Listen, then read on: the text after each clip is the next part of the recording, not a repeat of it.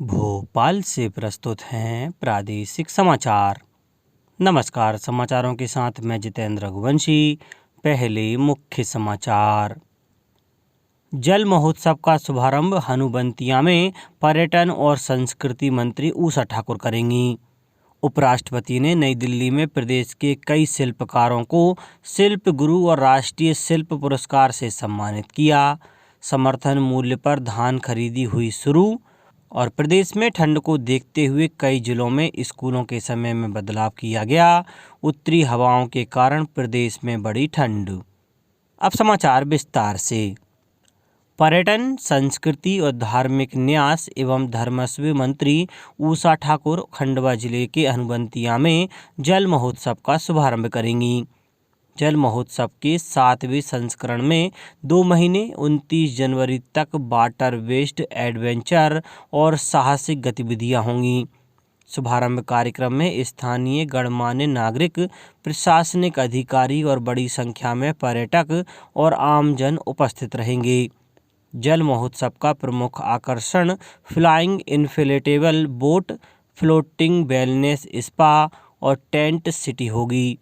साथ ही scuba diving, Beriyamal द्वीप पर night safari, luxury regal series boat, 40 feet high rope swing, zip cycle, para motoring, parasailing, speed boat, jet ski, hot air ballooning, motor boat riding सहित विभिन्न adventure गतिविधियां भी होंगी।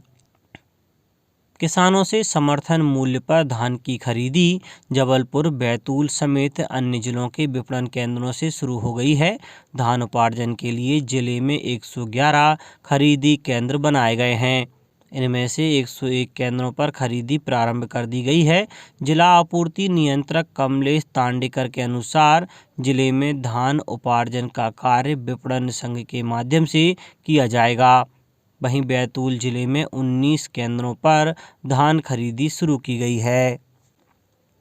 लोकसभा अध्यक्ष ओम बिरला ने कहा है कि लोकतंत्र और लोकतांत्रिक मूल्य भारत के लोगों के जीवन का तरीका है।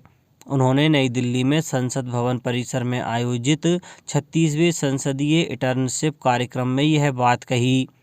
इसका आयोजन लोकसभा सचिवालय ने किया है। इसमें 17 देशों के 44 प्रतिभागी भाग ले रहे हैं। लोकसभा अध्यक्ष ने कहा कि भारत ने अपने संविधान के माध्यम से लोकतंत्र को समृद्ध बनाया है। श्री बिरला ने कहा कि भारतीय परंपराओं और संस्कृति में जीवन के सभी क्षेत्रों में लोकतांत्रिक मूल्यों का पालन किया जाता है। इंदौर में अगले साल 8 से 10 जनवरी तक होने वाले प्रवासी भारतीय सम्मेलन की तैयारियां जारी हैं। महापौर पुष्यमित्र भार्गव ने बताया कि प्रवासी भारतीय सम्मेलन के पहले चिड़ियाघर को आकर्षक स्वरूप प्रदान किया जाएगा। 1 करोड़ 65 लाख की लागत से इसकी नई सुरक्षा दीवार तैयार की जाएगी। प्रवासी भारतीयों को दिखाने के लिए जिन स्थलों की सूची तैयार की जा रही है उसमें चिड़ियाघर को भी शामिल किया गया है। सम्मेलन के लिए इंदौर के अप्रवासी भारतीयों से चर्चा कर उनकी सहभागिता के प्रयास किए जा रहे हैं। वित्त मंत्री निर्मला सीतारमण ने वर्ष 2023-24 के आम बजट की तैयारियों के लिए 21 नवंबर से बैठकों का सिलसिला शुरू किया है। बजट पूर्व बैठकों का सिलसिला कल संपन्न हो गया। इस अवधि में आयोजित 8 बैठकों में संबंधित पक्षों के 7 समूहों के 110 से अधिक आमंत्रित प्रतिनिधियों के साथ चर्चा की गई। रक्षा मंत्री राजनाथ सिंह ने फ्रांस के रक्षा मंत्री सेबेस्टियन लेकोर्नू के साथ नई दिल्ली में 4थी भारतीय फ्रांस वार्षिक रक्षा वार्ता की सह अध्यक्षता की। श्री लेकोर्नू 2 दिन की भारत यात्रा पर हैं। वार्ता में दोनों मंत्रियों ने रक्षा संबंधों, आतंकवाद की रोकथाम, हिंद प्रशांत क्षेत्र में समुद्री सुरक्षा और आत्मनिर्भर भारत नीति के अनुरूप औद्योगिक और प्रौद्योगिक साझेदारी सहित विस्तृत विषयों पर चर्चा की। श्री लेकोर्नू विदेश मंत्री डॉक्टर सुब्रमण्यम जयशंकर से भी मुलाकात करेंगे। प्रदेश के धार जिले के मोहम्मद यूसुफ खत्री को बाघ प्रिंट हस्तशिल्प विरासत के संरक्षण के लिए 2017 का शिल्प गुरु पुरस्कार से नवाजा गया है। धार जिले के ही मोहम्मद नसीर को साड़ी हस्त ब्लॉक प्रिंटिंग शिल्प और मुबारक खत्री को बांस दरी पर्दों पर हस्त ब्लॉक प्रिंट तथा नीमच जिले के स्वर्गीय प्रदीप झरिया और पवन कुमार झरिया को विलुप्त तारापुर हस्त छप्पा छपाई कला के लिए वर्ष 2017 के राष्ट्रीय पुरस्कार से सम्मानित किया गया। धार जिले के मोहम्मद बिलाल खत्री को बांस चटाई हस्त ब्लॉक प्रिंट करने के लिए वर्ष 2018 के राष्ट्रीय पुरस्कार से सम्मानित किया गया। नई दिल्ली के विज्ञान भवन में उपराष्ट्रपति जगदीप धनखड़ और केंद्रीय वस्त्र मंत्री पीयूष गोयल ने शिल्पकारों को स्वर्ण पदक और ताम्रपत्र से सम्मानित किया। इस मौके पर उपराष्ट्रपति जगदीप धनखड़ ने कहा कि भारत विश्व में निवेश और अवसरों के लिए सबसे पसंदीदा देश माना गया है। विज्ञान भवन में पुरस्कार विजेता शिल्पकारों की हस्तकला की प्रदर्शनी भी लगाई गई। स्वास्थ्य और परिवार कल्याण मंत्रालय के मंडप ने नई दिल्ली के प्रगति मैदान में आयोजित 41वें अंतर्राष्ट्रीय व्यापार मेले में जनसंचार और संपर्क के लिए असाधारण योगदान का पुरस्कार जीता है। इस मंडप में 37,887 स्क्रीनिंग, जांच, परामर्श और प्रशिक्षण दिया गया। राष्ट्रीय स्वास्थ्य प्राधिकरण के काउंटर पर लगभग 5,530 दर्शक आए। वहां 1,110 दर्शकों को आयुष्मान भारत स्वास्थ्य खाता कार्ड और आभा पहचान पत्र उपलब्ध कराए गए। शहडोल जिले के शासकीय इंदिरा गांधी गृह कन्या महाविद्यालय में 2 दिवसीय राज्य स्तरीय बास्केटबॉल प्रतियोगिता शुरू हुई। प्रतियोगिता में 8 संभागों रीवा, उज्जैन, जबलपुर, इंदौर, भोपाल, ग्वालियर, सागर और छिंदवाड़ा की टीमें भाग ले रही हैं। अब बात मौसम की। प्रदेश के अधिकांश हिस्सों में ठंड का असर बढ़ गया है।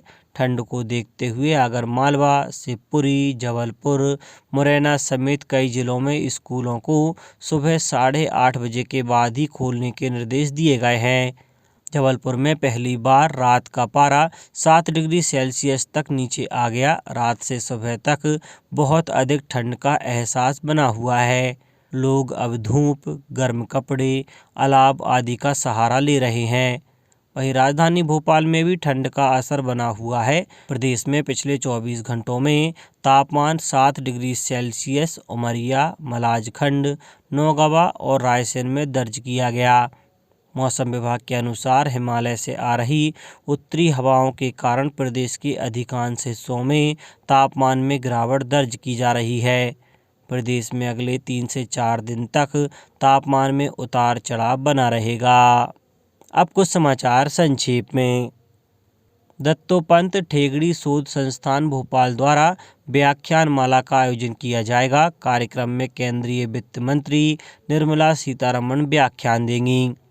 पत्र सूचना कार्यालय भोपाल द्वारा जबलपुर में महाकौशल क्षेत्र में राष्ट्रीय राजमार्गों का विकास और कनेक्टिविटी का नया आयाम विषय पर परिचर्चा आयोजित की जाएगी।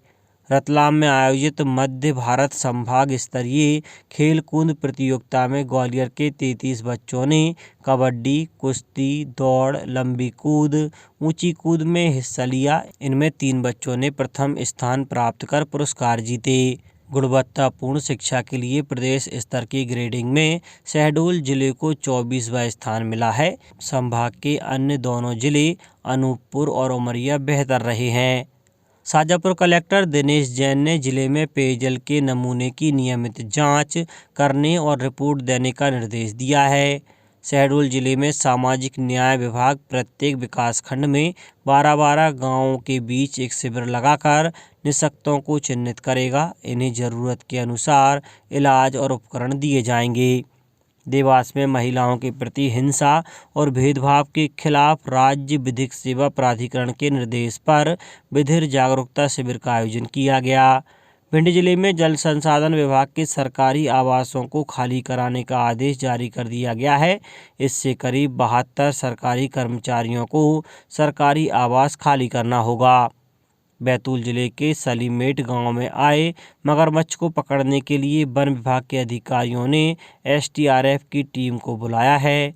मंदसौर नगर गौरव दिवस पर आयोजित होने वाले सांस्कृतिक एवं अन्य कार्यक्रमों के अंतर्गत 3 दिसंबर 2022 को दिव्यांगजनों को उपकरणों का वितरण किया जाएगा। कार्यक्रम का आयोजन दिव्यांग पुनर्वास केंद्र मंदसौर में आयोजित किया जाएगा। और सतना जिले में युवा अभियान के अंतर्गत मुख्यमंत्री कप बालिका वर्ग की जिला स्तरीय खेलकूद प्रतियोगिता के समापन अवसर पर कलेक्टर ने विजेताओं को पुरस्कृत किया। अंत में मुख्य समाचार एक बार फिर। जल महोत्सव का शुभारंभ हनुवंतिया में पर्यटन और संस्कृति मंत्री उषा ठाकुर करेंगी। उपराष्ट्रपति ने नई दिल्ली में प्रदेश के कई शिल्पकारों को शिल्प गुरु और राष्ट्रीय शिल्प पुरस्कार से सम्मानित किया। समर्थन मूल्य पर धान खरीदी हुई शुरू। और प्रदेश में ठंड को देखते हुए कई जिलों में स्कूलों के समय में बदलाव किया गया। उत्तरी हवाओं के कारण प्रदेश में बढ़ी ठंड।